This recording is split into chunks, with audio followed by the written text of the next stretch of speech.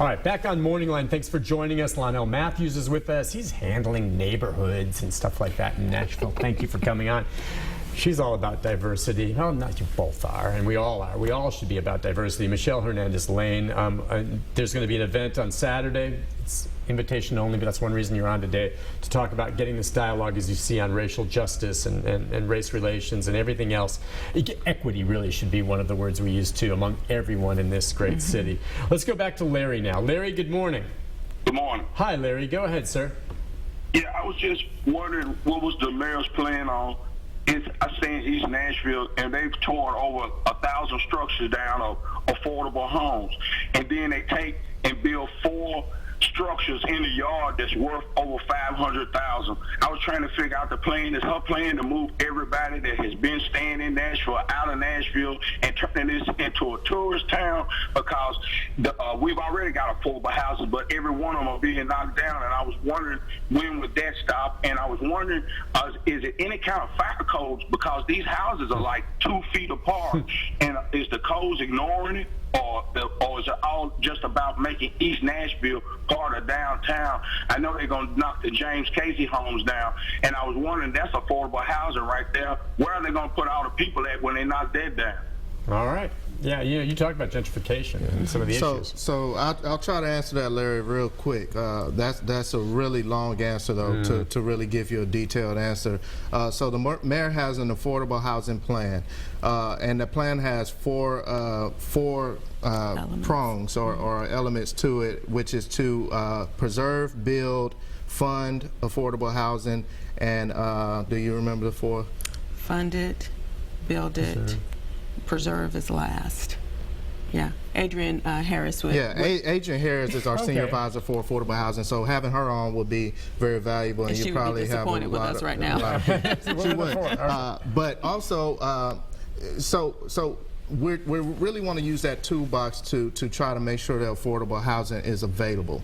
Like I said, we're going to have to build some, we're going to have to preserve some, we're going to have to build it, but it's an incentive approach, because we can't control the market. I mean, it's a private housing market. Developers are private business owners, property owners. They have innate rights to the property that they own and how they could run their business.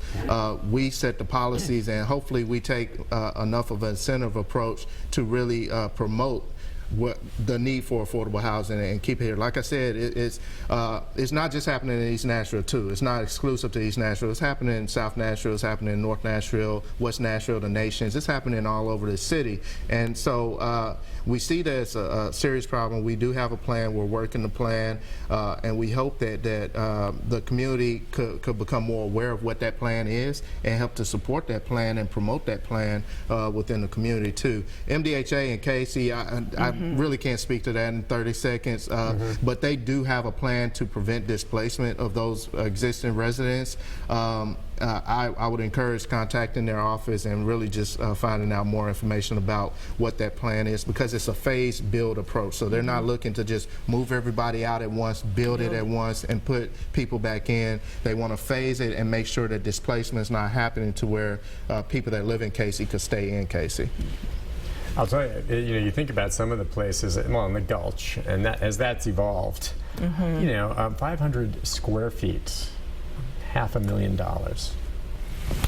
Okay, I mean, the money is, frankly, it's obscene, and the people who have the money to pay for something that small, that much money, to me, is ridiculous, but people do it.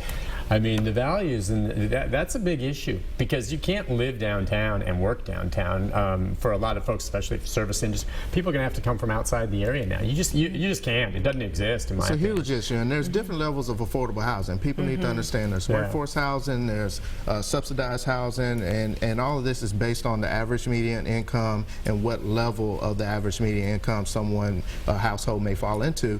I was at a meeting, and they were talking about a workforce housing project. it's affordable, but it's workforce housing. And they said, well, these apartments are going to start off at $900. And I was sitting thinking like, $900? And someone asked a question I wanted to ask myself, but they said, what's regular rents going for? And they said $1,700 for a 1-bedroom, $2,600 for a 2-bedroom. And this is right off Wedgwood, plus out there at Belmont. And I was like, I can't believe that. It's stunning. If you haven't been in the rental market for a while and you check that out, it's breathtaking. It's more. I haven't rented in a long time. I remember, I could find a studio maybe for $500. Right.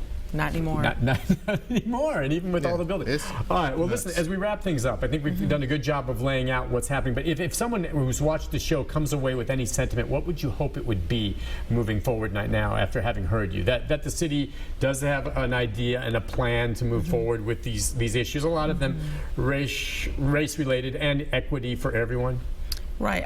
I would reiterate that we have been seeing a lot of images in the media, different things that are happening, in different cities across the country, and we haven't seen that kind of tension manifest itself to the extent that those cities have.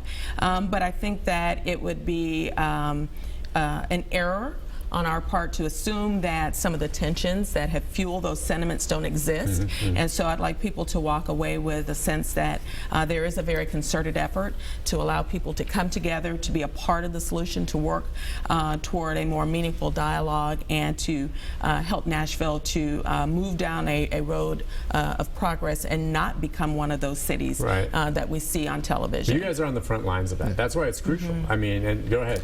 So, I would like to add that one of the questions that will be asked on Saturday is around accountability and how do we hold ourselves accountable. So we're going to ask, what would you like to see in 30 days? What would you like to see in 3 months? What would you like to see in a year? Because, like I said, it's no silver bullet, but over time, what should we be doing over time that you would see as us headed in the right direction to address the issues that we're facing? And I have to give a quick shout out to Dr. Michelle Steele, Dr. Phyllis Hildreth at Lipscomb's College of Leadership and Public Service, who are helping to design this, because they'll be training facilitators and they're going to come in, but they've really set up a design for Saturday's conversation and for September 10th as we head into that, that we think is going to be very effective to lead these conversations going forward. All right, well, it all starts on Saturday. Invitation only, 100 representatives from community organizations. A diverse group, as you say, will be there. And the mayor, as you said, this is not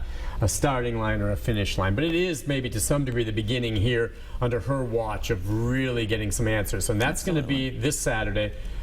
We'll be covering that, and the viewers will get a sense of what happens there, even though that's invitation only. And then September 10th will be, based on what you learn here, a much wider conversation, open to the public. Do we know where that was going to be? Did you tell me where? It's going to be at the Music City Center. Oh, that's right. You said Saturday, that. Okay, because you need something bigger for that. Yes, is what it is. Michelle.